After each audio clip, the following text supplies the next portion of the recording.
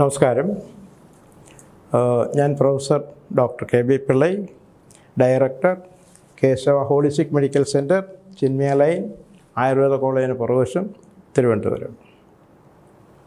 ഇന്ന് ഞാൻ പറയാൻ പോകുന്നത് മനുഷ്യൻ്റെ മനസ്സിൻ്റെ കാഠിന്യവും, അല്ലെങ്കിൽ മനുഷ്യൻ ചെയ്യാത്ത കാര്യങ്ങളൊന്നുമില്ല. നമ്മൾ ഉദാഹരണം, മൃഗങ്ങളെക്കായി ചില സമയങ്ങളിൽ മനുഷ്യൻ വളരെ മൃഗീയമായിട്ടാണ് പെരുമാറുന്നത്. ആക്ച്വലി മൃഗങ്ങളെക്കായി മൃഗമാണ്. അതായത് മെഡിക്കൽ ഡെഫിനിഷൻ തന്നെ ഇതാണ്. Man is only A developed animal എന്നാണ് എൻ്റെ അഭിപ്രായം. Man is only so call development animals എന്നുള്ളതാണ്. ഇപ്പോൾ ആനിമൽസിൻ്റെ ഒരു പ്രത്യേകത എന്ന് പറഞ്ഞു കഴിഞ്ഞാൽ, അവരിപ്പോൾ നമുക്ക് സ്നേഹമാണെങ്കിൽ അവർ സ്നേഹം, അതായത് യാതൊരു ഇതുമില്ലാതെ സ്നേഹിക്കുന്നതാണ് മൃഗങ്ങൾ. അതേസമയം മനുഷ്യന് ടു ഫേസാണ്. ഇപ്പം അതായത് ഭൂമിയിൽ ജീവിച്ചിരിപ്പുള്ള ഡബിൾ ഫേസുള്ള ഒരു ജീവി മനുഷ്യനാണ്. അതായത് മനുഷ്യൻ നെവർ ടെൽ ദ ട്രൂത്ത് എന്നാണ്. അവർ സത്യം ഒരിക്കലും പറയില്ല.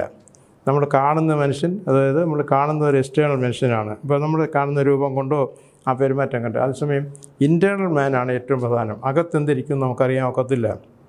അപ്പോൾ അതുകൊണ്ടാണ് ചില ആളുകൾ തന്നെ പറയത്തില്ല, ഡോക്ടറുടെ അടുത്തും വക്കീലിൻ്റെ അടുത്തും നിങ്ങൾ കള്ളം പറയാൻ പാടില്ല, ഉള്ള സത്യം തന്നെ പറയണം. ഞാനിതൊക്കെ പറഞ്ഞു വന്നെങ്കിൽ തന്നെ നമ്മുടെ സമൂഹത്തിൽ ഇപ്പോൾ നടക്കുന്ന കാര്യങ്ങളെപ്പറ്റി പറയാനായിട്ടാണ്. ഇപ്പോൾ തന്നെ അടുത്തൊരു കൊലപാതകം നടന്നു. അയാളുടെ ഭാര്യയുടെ അനിയത്തിയെ സ്നേഹിച്ചു, അങ്ങനെ വിളിച്ചു വരുത്തി അവരെ കൊലക്കയറൊക്കെ ഇട്ട് അവരെ കൊന്നതിന് ശേഷവും അവരെ രമിച്ചിരിക്കുന്നു.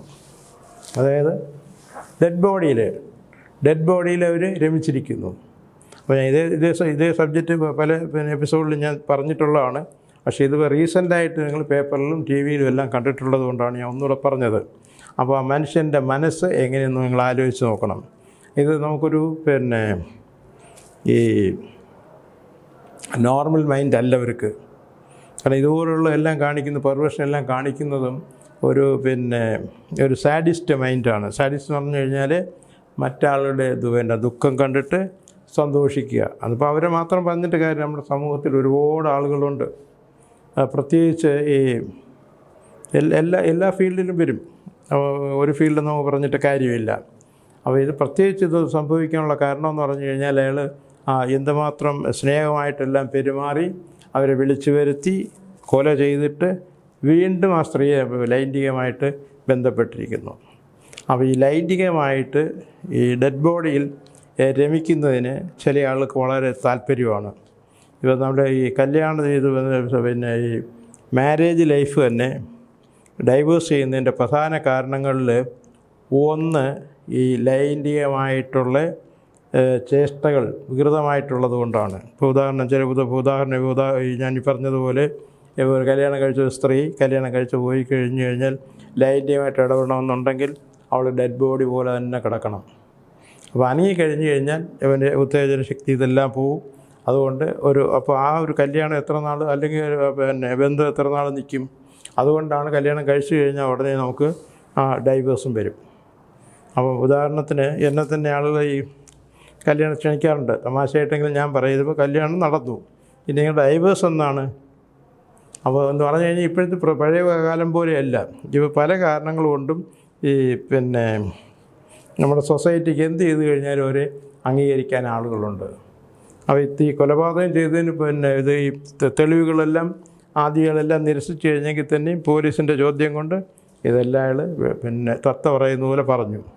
അപ്പോൾ അതുകൊണ്ടാണ് ഈ സമൂഹം അറിയാൻ തന്നെ കാരണം.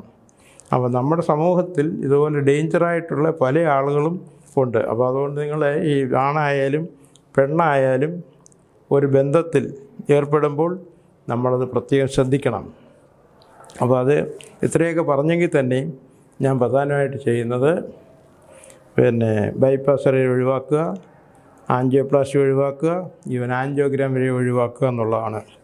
അപ്പോൾ അതെങ്ങനെ സാധിക്കും? ഇപ്പോൾ ഉദാഹരണം, ആൻജിയോഗ്രാമിനെ പറ്റി തന്നെ രണ്ട് വാക്ക് പറയാം. ആൻജിയോഗ്രാം എന്ന് പറഞ്ഞു കഴിഞ്ഞാൽ ഹാർട്ടിൻ്റെ ബ്ലോക്കിന്, അല്ലെങ്കിൽ ഹാർട്ടിൻ്റെ രക്തക്കൊഴലുകളുടെ അടവിന് ഉള്ള ട്രീറ്റ്മെൻറ്റ് എടുക്കുന്നതിൻ്റെ പ്രാഥമികമായിട്ടുള്ള ഒരു ടെസ്റ്റാണ് ആൻജിയോഗ്രാം എന്ന് പറയുന്നത്. അതൊരു ഡൈ ആണ് കടത്തിവിടുന്നത്. ഈ ഡൈ കടത്തിവിട്ട് കഴിഞ്ഞാൽ ഡൈസ് എന്ന് പറഞ്ഞാൽ വളരെ ഡേഞ്ചറസ് ആണ്.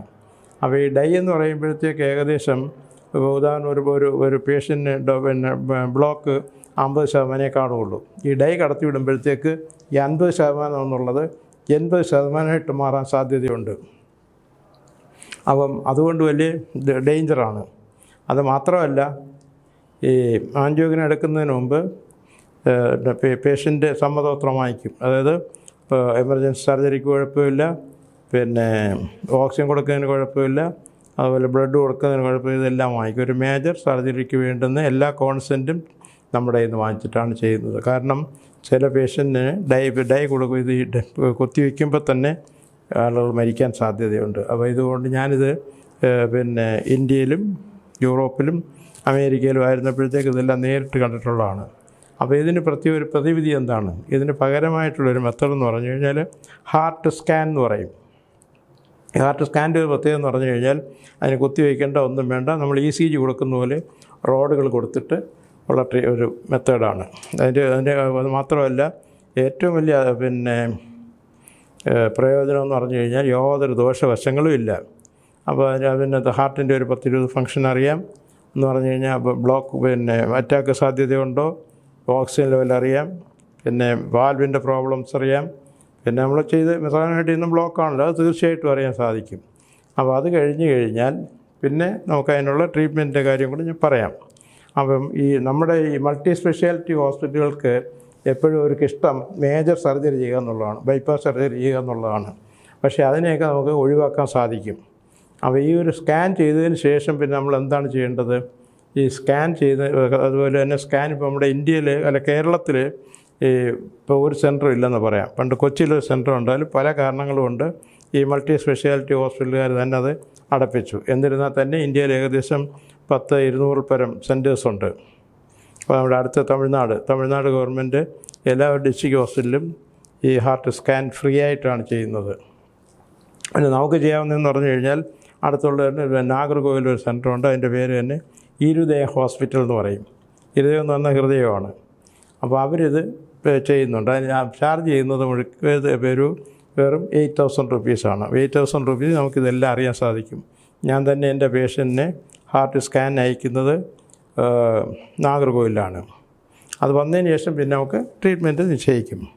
അപ്പോൾ അതിൻ്റെ ട്രീറ്റ്മെൻറ്റിൻ്റെ കാര്യം ഞാൻ പിന്നെ പറയാം. അപ്പോൾ ഇത് ആൻജിയോഗ്രാമായി. ആൻജിയോഗ്രാം എടുത്തു കഴിഞ്ഞാൽ പിന്നെ അതിൽ കാണിക്കുന്നത് എന്താണ്? ഒരു ബ്ലോക്ക് കാണിക്കും, 2 കാണിക്കും, 3 കാണിക്കും, 3-ൽ കൂടുതലും കാണിക്കും. ഒരു ബ്ലോക്കേ ഉള്ളെന്നുണ്ടെങ്കിൽ സാധാരണ ഹോസ്പിറ്റലിൽ പറയുന്നത് നിങ്ങൾക്കത് ആൻജിയോഗ്രാം എടുത്തു കഴിഞ്ഞു, ഇനി ആൻജിയോപ്ലാസ്റ്റിയാണ് ചെയ്യേണ്ടത്. അപ്പോൾ ഈ ആൻജിയോപ്ലാസ്റ്റി ചെയ്തിട്ട് നിൽക്കുന്നില്ലെങ്കിൽ പിന്നെയാണ് ബൈപ്പാസ് സർജറി. അപ്പോൾ WHO തന്നെ പറഞ്ഞിരിക്കുന്നത് ആൻജിയോപ്ലാസ്റ്റി കൊണ്ട് പേഷ്യൻ്റ് ഒരു പ്രയോജനവും ഉണ്ടാകുന്നില്ല. അതുപോലെ തന്നെ ഈ ബൈപ്പാസ് സർജറി കൊണ്ട് പേഷ്യൻറ്റിന് വലിയ പ്രയോജനമില്ല. എന്നിട്ട് തന്നെ WHO പറഞ്ഞിരിക്കുന്നത് more than 90% bypass surgeries are unwanted. അതായത് ആവശ്യമില്ലാത്തതാണ് ഒരു 90%. പിന്നെ 10% ആവശ്യം വരുന്നുണ്ട്. എന്ന് വെച്ചാൽ സർജറി വേണ്ട എന്നുള്ളതല്ല, ഈ 10% പല കാരണങ്ങൾ കൊണ്ടും ആ സർജറി വേണ്ടി വരും. അപ്പോൾ സർജറി നമുക്ക് കംപ്ലീറ്റ് ഒഴിവാക്കാൻ ഒക്കില്ല, എന്നാൽ തന്നെയും നല്ലൊരു ശതമാനം ഒഴിവാക്കാം. അപ്പോൾ നമ്മളിതെല്ലാം ചെയ്തിട്ട് ഇതിനെ ഈ ബൈപ്പാസ് ആൻജിയോപ്ലാസ്റ്റിക്കും ബൈപ്പാസ് സർജറി ഒരു ആൾട്ടർനേറ്റീവ് മെത്തേഡ് എന്ന് പറഞ്ഞു കഴിഞ്ഞാൽ ലേസർ ട്രീറ്റ്മെൻറ്റാണ്.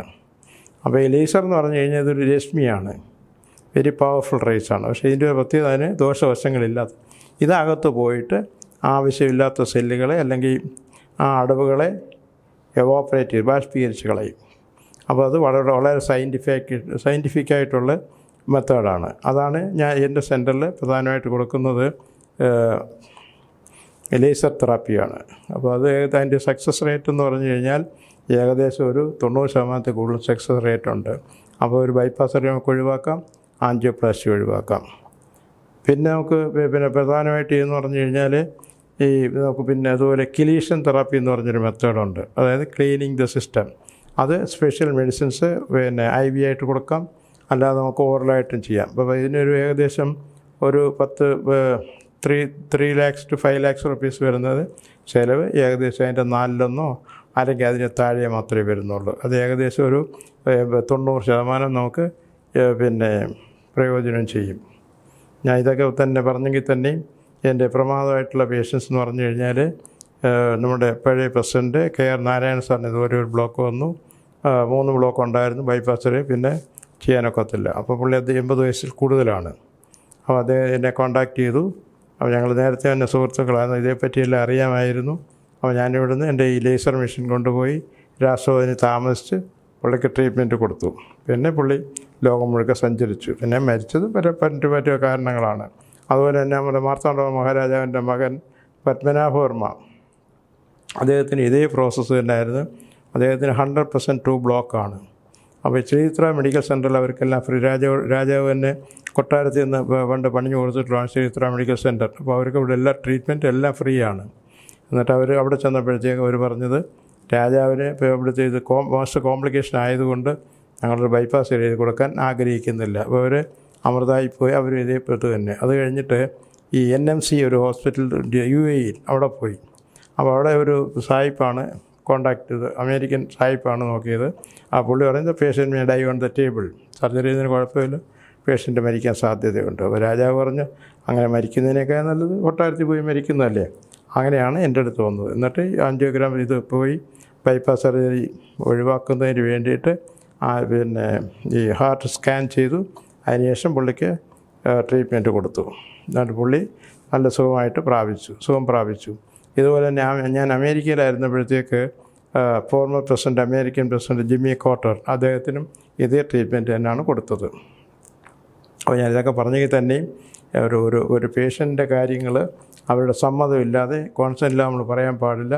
എന്നിടത്താൽ തന്നെ ഇവരെല്ലാവരും എൻ്റെ അടുത്ത് പറഞ്ഞിട്ടുണ്ട്, ഡോക്ടർ ഇതൊരു അവസരം കിട്ടിക്കഴിഞ്ഞാൽ പൊതുജനങ്ങൾക്കൊരു പ്രയോജനം വന്നിട്ട് ഡോക്ടർ ഇത് പ്രസൻറ്റ് ചെയ്യണം. അപ്പോൾ ഇതേപ്പറ്റി കൂടുതൽ അറിയാനായിട്ട് വൈകിട്ട് ഒരു 7 മണിക്ക് ശേഷം എന്നെ കോൺടാക്റ്റ് ചെയ്യാവുന്നതാണ്.